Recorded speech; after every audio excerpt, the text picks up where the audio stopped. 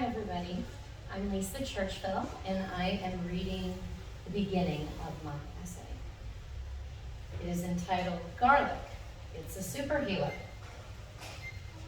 One of my earliest memories of my mom is her in a black leotard doing leg swings. She held the back of a dining chair and followed along with Jack LaLanne on our black and white television. Even though she made me finish all the vegetables on my plate and eat gag-inducing stewed prunes to keep me regular, she also baked Toll House chocolate chip cookies using the recipe from the back of the bag and always kept a box of Neapolitan ice cream in the freezer. But in 5th grade, my parents divorced. While many people seem devastated when their parents split, that's not my memory. I just remember feeling relieved and hopeful for no more turning up the radio in my room to drown out their fights, no more coming home from school and finding mom locked in the bathroom crying, and no more walking on eggshells trying to decipher my father's mood after a few drinks. Mom started dating a man who went from wheelchair to walking through juicing and good nutrition. Once we moved in with him, her health focus intensified. First, she replaced white bread with wheat, sugar with honey, and ice cream with frozen yogurt. While other kids brought Nature Valley granola bars in their lunches, I got Mom's homemade version, a concoction of carob, dates, nuts, and puffed rice. I mean, she was ahead of her time.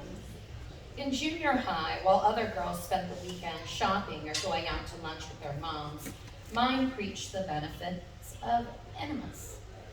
At that age, I didn't actively say no. I just ignored her, because even though I hated all the weird health crap, living with her and my stepdad in a calm, happy environment was a significant step up from her screaming fights with my father.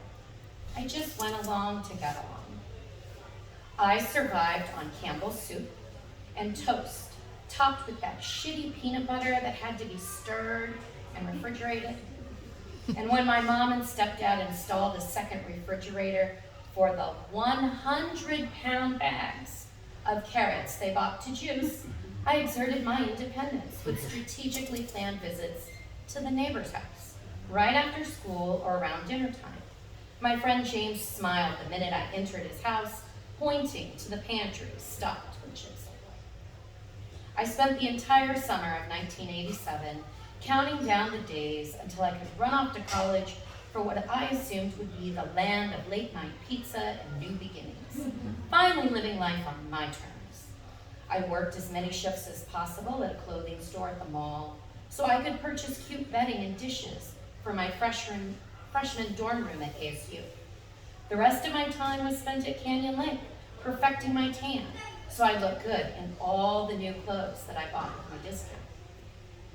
5 days before the big move, I came home from a weekend sleepover with my legs and feet covered in flea bites.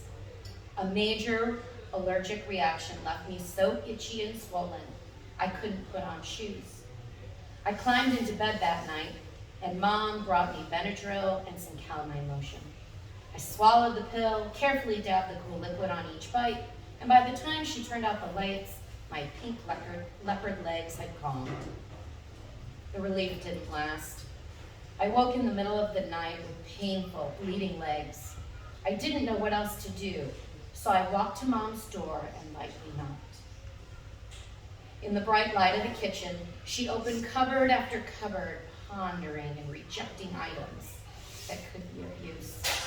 I sat with my head on the table, trying to ignore the urge to poke at the painful spots, until I heard her say, "Garlic, raw garlic, that's a super healer." I rolled my eyes. Garlic, really? She reached over me to the basket of garlic my stepdad kept on the table. "I'm super itchy, Mom. I think it's going to take more than choking down a bunch of garlic to stop this," I said. "You're not going to eat it, honey. I'm going to make a poultice." She waltzed to the other side of the room. "What's a poultice?" "It's a paste It's of herbs. A lot of people place them on the bottom of their feet. I grimaced. Before the internet, my mom got her health information from free pamphlets and books she'd pick up at the health food store. I'm thinking something like the mustard plaster people used as a home remedy for coughs and colds. I've never read about using garlic, but it's very healing, so why not try? I shook my head from side to side, watching her excitement increase.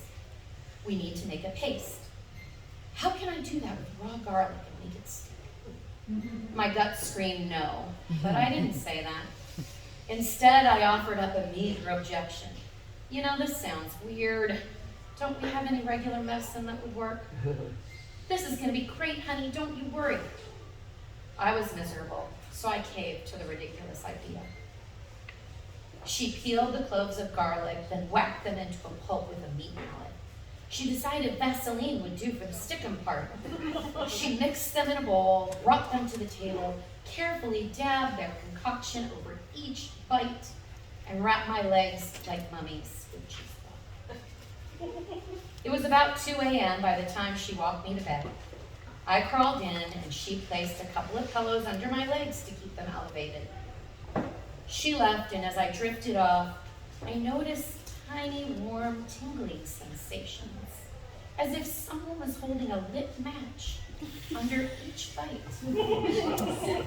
As the heat increased, I considered telling Mom something was wrong, but exhaustion won out, and I reassured myself instead that the garlic must be working.